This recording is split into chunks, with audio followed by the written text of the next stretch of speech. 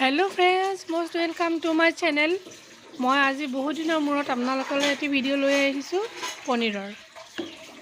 এবাৰ ট্ৰাই কৰি চাব পাৰে আৰু আপোনালোকে মোৰ চেনেলটো প্লিজ সাবস্ক্ৰাইব কৰি থব আৰু নতুন নতুন ভিডিঅ'বোৰৰ কাৰণে একেবাৰে খুব সুস্বাদু এবিধ ব্যঞ্জন পনীৰ কমন হয় আমাৰ কাৰণে।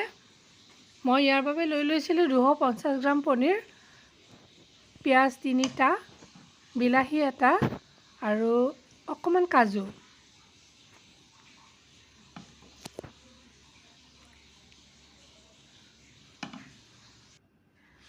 পনীৰখিনি আপোনালোকৰ মন পছন্দ আকৃতিৰ কৰি কাটি ল'ব। মই এনেদৰে অকমান দীঘলীয়াকৈ লৈছিলোঁ।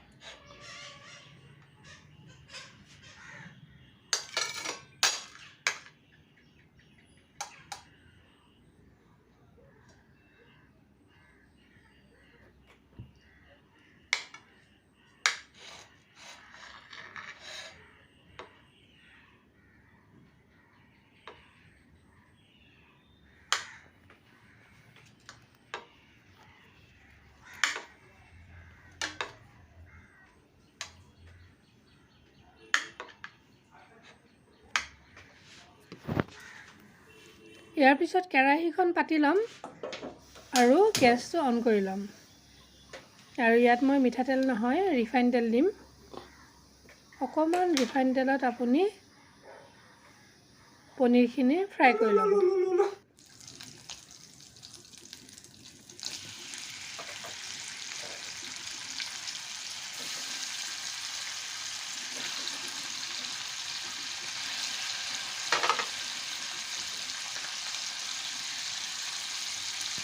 অকমান নিমখ দিছোঁ সোৱাদ অনুসৰি।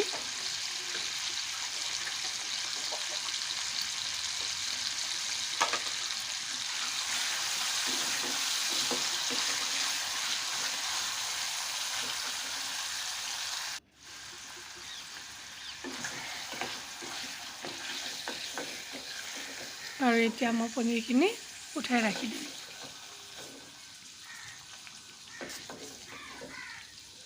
আৰু আঞ্জাখনত দিবৰ কাৰণে মই এনেদৰে পিয়াজ 3টি আৰু বিলাহী এটি লৈ লৈছোঁ।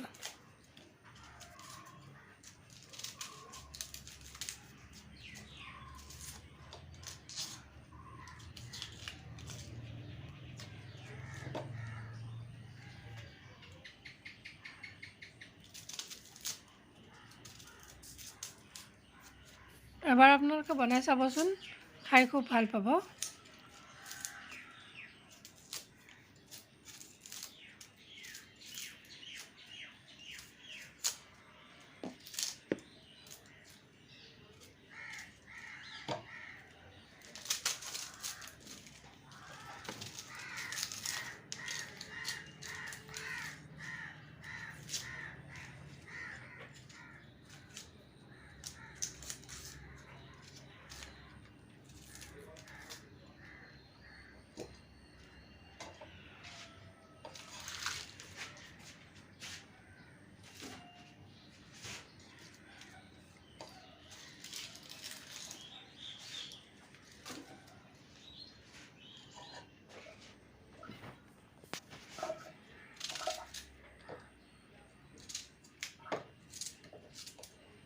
যেহেতু মই মিক্সিত পেষ্ট কৰিম, পিয়াজখিনি অকমান ডাঙৰকৈ থৈ দিছোঁ।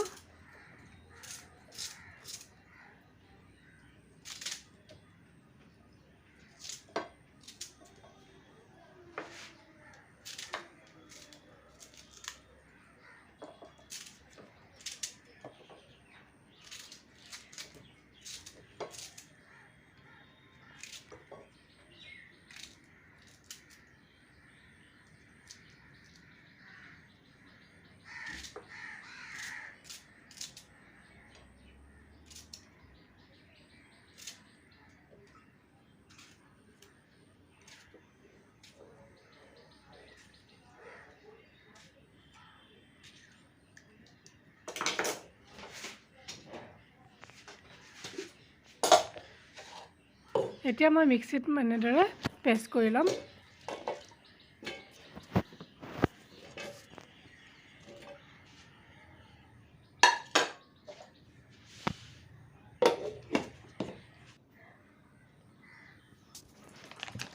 আৰু মিক্সি গ্ৰাইণ্ডাৰৰ সৰু বাউলটোত মই কেইডোখৰমান কাজু এনেদৰে পেষ্ট কৰিম।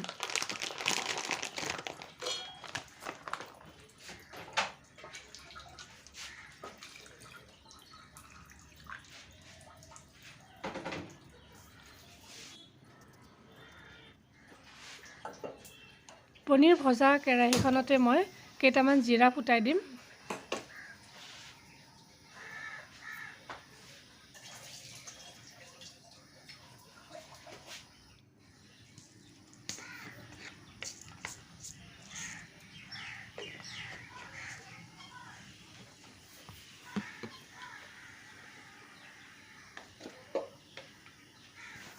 আৰু এইবাৰ পিঁয়াজৰ পেষ্টখিনি এনেকৈ দি দিম।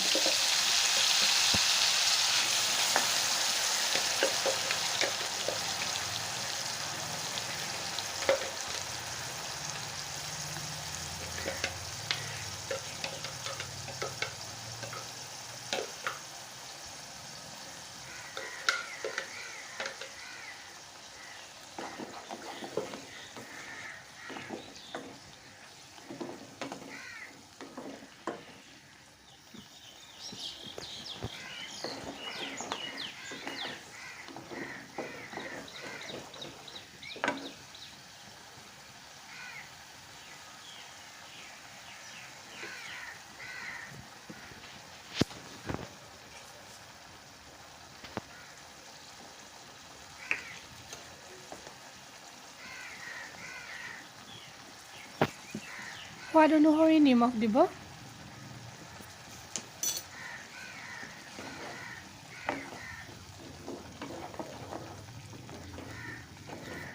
আৰু এতিয়া পিঁয়াজখিনি মই ভালদৰে ভাজিব লাগিব। ইয়াৰ পিছত অকণমান হালধি গুড়ি দিছোঁ।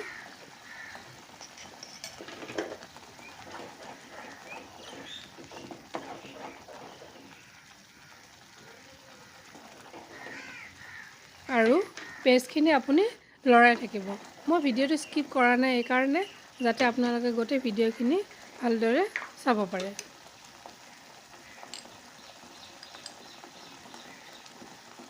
অকণমান জলকীয়া গুড়ি দিছোঁ।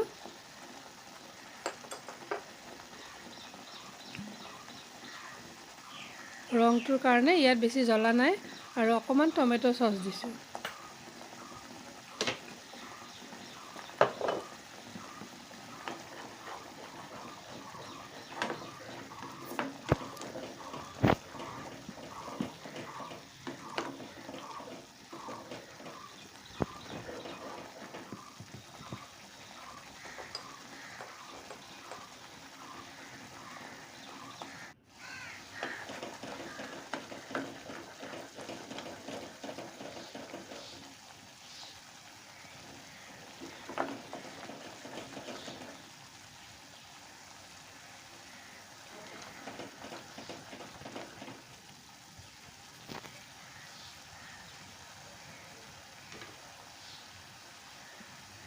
ইয়াতে মই বেলেগ মছলা নিদিওঁ, অকণমান গৰম মছলাৰ গুড়ি এনেদৰে দি দিছিলোঁ।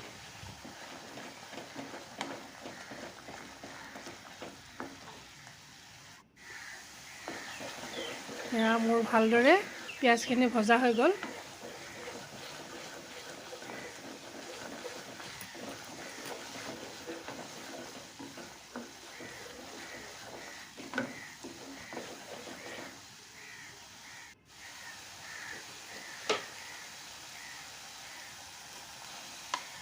ইয়াৰ পিছত মই কাজুৰ পেষ্টখিনি দি দিছোঁ আৰু অকণমান বাটাৰ দি দিছোঁ।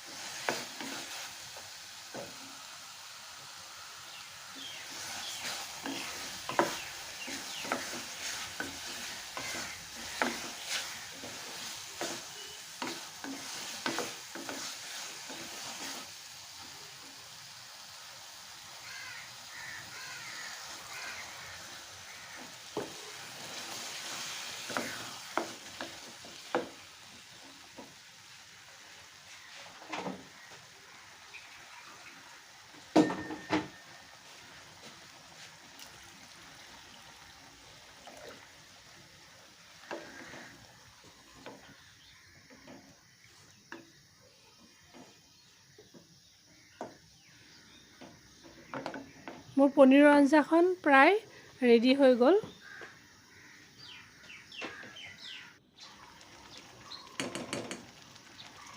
ইয়াত অকণ বাটাৰো দি দিলোঁ।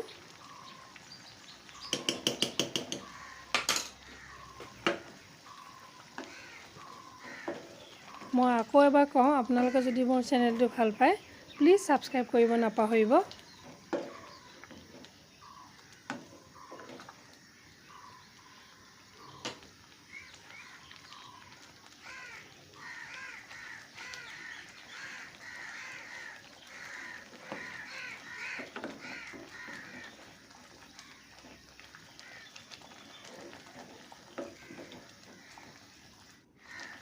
আপোনালোকে মোৰ চেনেলটো চোৱাৰ বাবে বহুত বহুত ধন্যবাদ।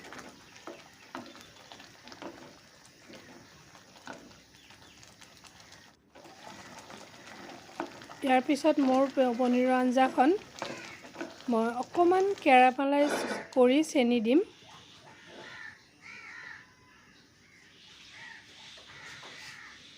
অকণমান চেনি দি কেৰামেলাইজ কৰি মই পনীৰৰ আঞ্জাখনত দি দিম, যাতে ইয়াতে মিঠা সোৱাদ এটা আহে, যিটো আপুনি পৰঠা বা পোলাওৰ লগত খাই বহুত সোৱাদ পাব।